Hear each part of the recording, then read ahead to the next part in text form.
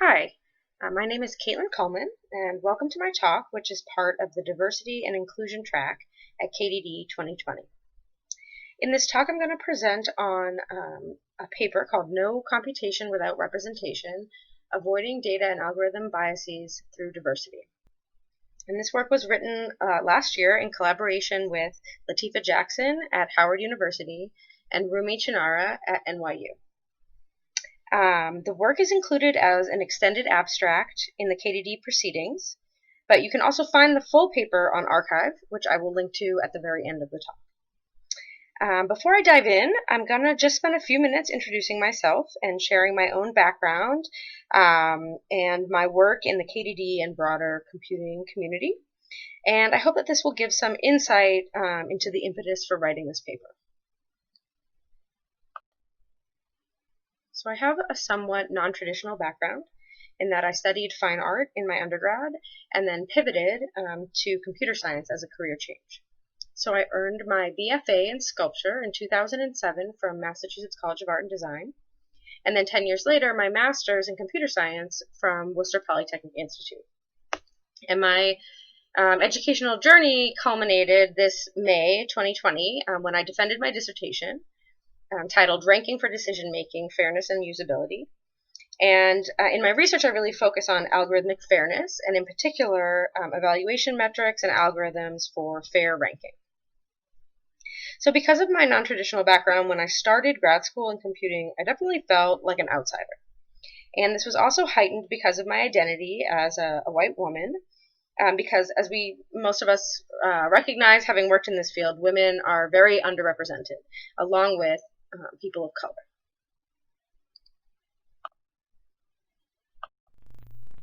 So luckily, one way that I found a diverse community within the data mining field was by attending a workshop called a Broadening Participation in Data Mining Workshop, or BPDM, right here at the KDD conference. And so I first attended BPDM in 2016 in San Francisco, and found that this workshop aims to support early career researchers from underrepresented groups by sponsoring their attendance at these premier conferences like KDD, and also by providing mentoring and networking opportunities in an effort to bring more diverse people into the field and also help them succeed, right?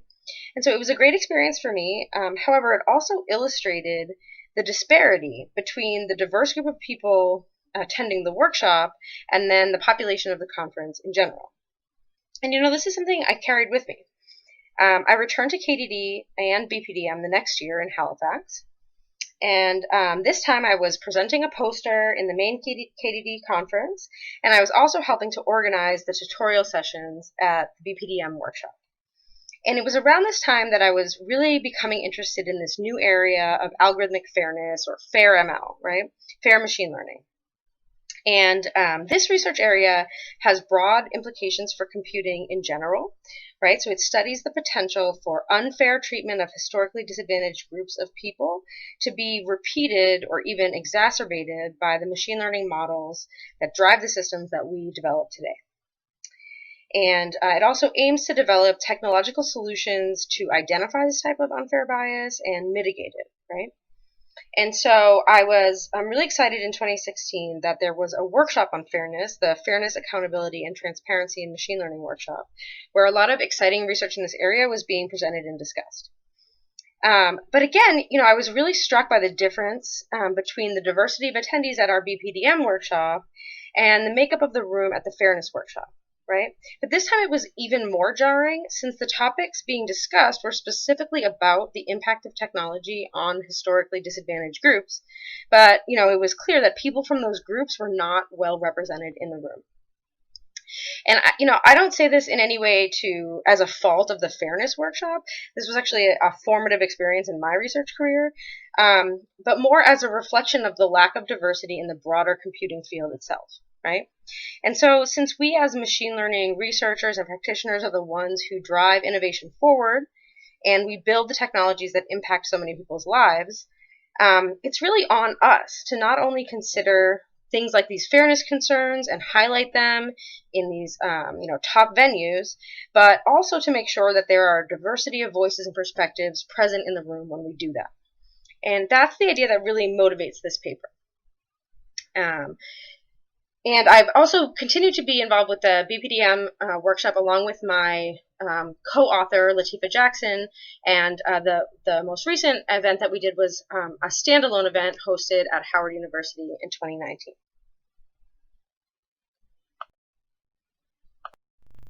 So in our paper, we highlight some pretty straightforward ideas, right? The key takeaway is just that this disconnect between the makeup of the computing community and those communities that are the subject of research on fair AI, machine learning, data mining, this disconnect exists, right?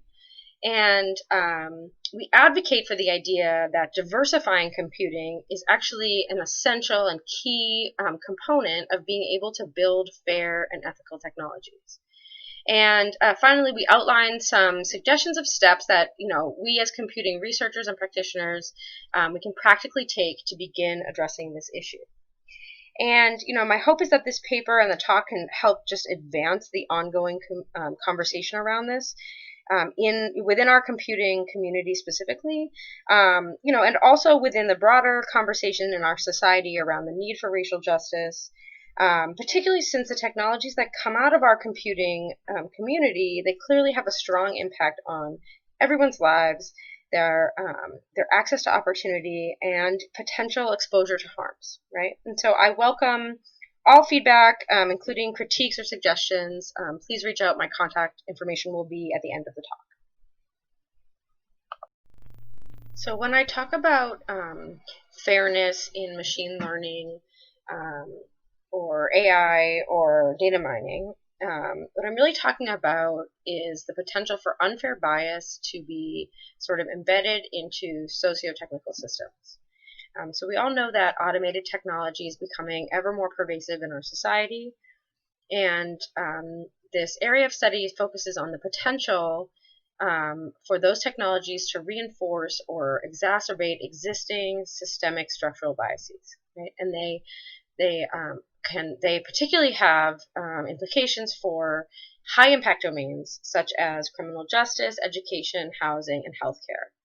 So I'm not going to get into it too much in this talk, but I'm just going to highlight one sort of well-known example of this, which is discussed in this ProPublica article called Machine Bias from 2016. And this article really demonstrates the broad interest in society in this topic, and it has also in particular prompted the emergence of this interdisciplinary research community around fairness, right? And so this article investigates the use of automatic risk assessments in the criminal justice system.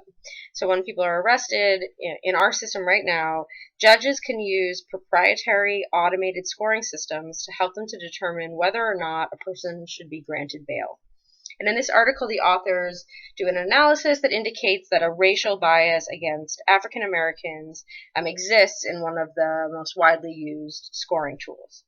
And so this is a quintessential example of the potential for really great harm to occur as a result of unfair bias in the socio-technical system. And in this case, the unfairness was demonstrated using a statistical test to compare outcomes for different groups of people. But in our paper, we try to put this into context by suggesting that these types of statistical tests give only sort of a limited view of the real situation, because structural inequality is a phenomenon which touches every aspect of our society. So in the paper, we define structural inequality as a condition where one category of people are attributed an unequal status in relation to other categories of people. And this relationship is perpetuated and reinforced by a confluence of unequal relations, right, in roles, functions, decisions, rights, and opportunities. And we suggest a causal framing of structural inequality as a confounder, by which we mean that it has a causal impact both on the data that we use to make predictions as well as the likelihood of those predictions assigning any particular outcome. But unlike other confounders that can be sort of identified and accounted for, the nature of structural inequality is so pervasive and encompassing that it really is difficult to quantify. We also suggest that this confounding, it impacts not only the work we do, but the field itself, who participates in it, and the types of problems that arise and that we study in fair machine learning, fairness in machine learning. So in the paper, we highlight some concrete examples from the literature where we suggest that the unfair phenomena that is studied follows from conditions due to structural inequality. So for instance, we look at the case where the bias is inherent in the data, the training data that's used, and we look at a study by Bullock-Bassi et al., where they consider the text data used to train word embedding models, and that data can reflect dangerous historical stereotypes. We also look at a case where the bias is sort of encoded into the objective function of the model. So we highlight an example by Obermeyer and Mullainathan from the healthcare domain where the attribution of risk scores favors one group over the other. And finally, we also discuss cases where there's an imbalance in the data set or there is missing data or missing labels. And so we highlight the gender shade study by Buolamini and Gebru, and also another study by Chen et al., where the underrepresented group data is either harder to collect or missing altogether. So then against this backdrop of scholarship in algorithmic fairness, we then just try to very clearly state this disconnect we've talked about between the people working in the fair machine learning community and the populations that we study, right? And so we surveyed papers from two top conferences on fairness and ethics, so the ACM Fairness, Accountability, and Transparency Conference and the AAAI Conference on AI, Ethics, and Society from 2019. We looked at all the papers that did an experimental analysis and all the data sets. We cite all the data sets that they use, and we found that in 77% of the experiments, the focus is on race or gender, so fairness for groups defined by race or gender in 44 out of 57 experiments. And then we contrast this against the fact that in the field of computing, these are the same groups that are very underrepresented.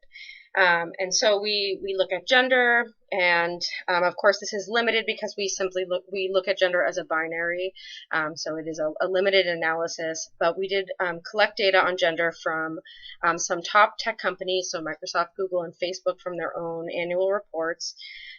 We also looked at additional occupational data from the Bureau of Labor Statistics for occupations in computer science and math, and then computer and information systems. And we also looked at enrollment in PhD programs, and that data comes from the Talby survey.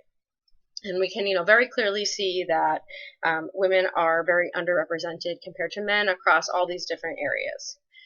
And then considering different ethnic groups, we look at the same data and see the breakdown again, and it's very clear that white and Asian groups are overrepresented compared to everyone else.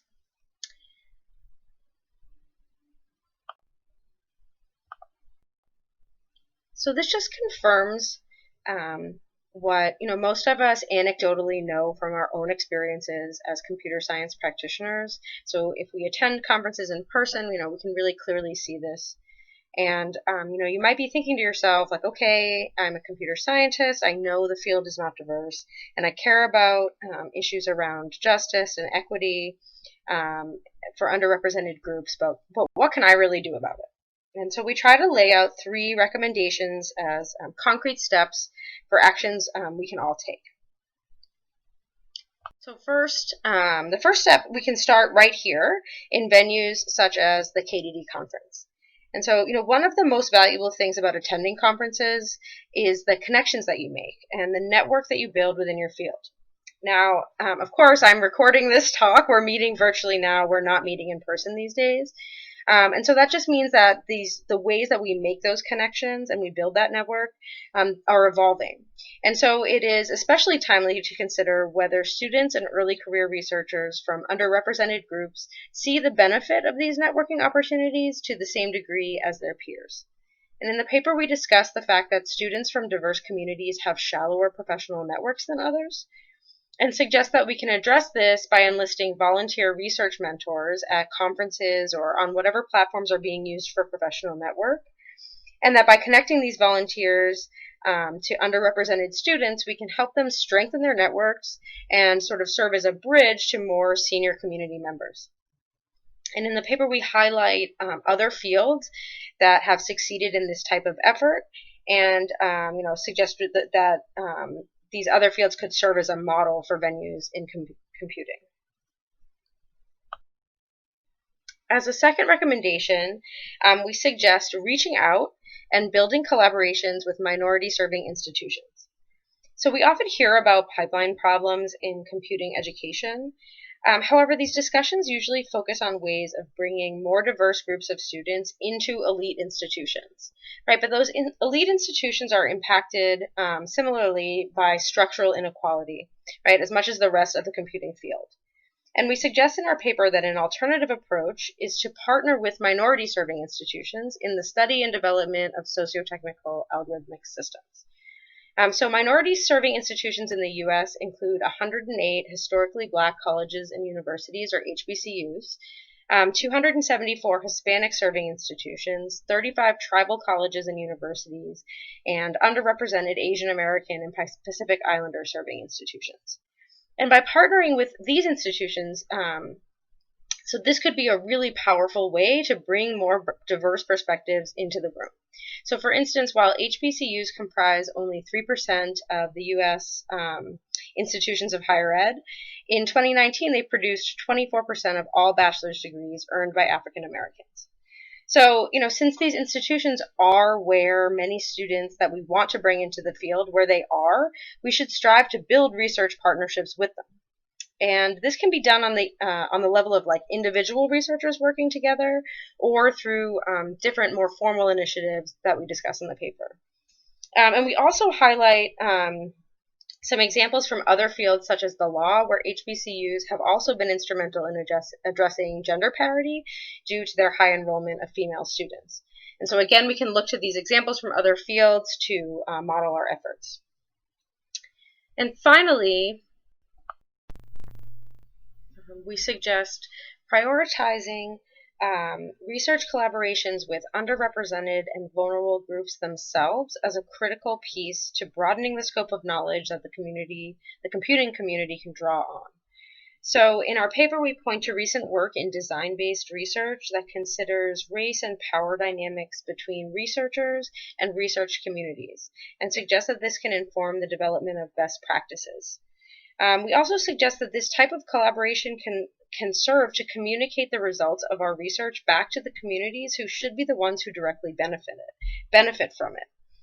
And we highlight examples of such collaborations, for instance, in designing biomedical applications for improving the health of underserved populations, and examples of ways that these collaborations can be facilitated, for instance, through the development of community advisory boards for research organizations, as just one example of a more formal structure for this type of collaboration.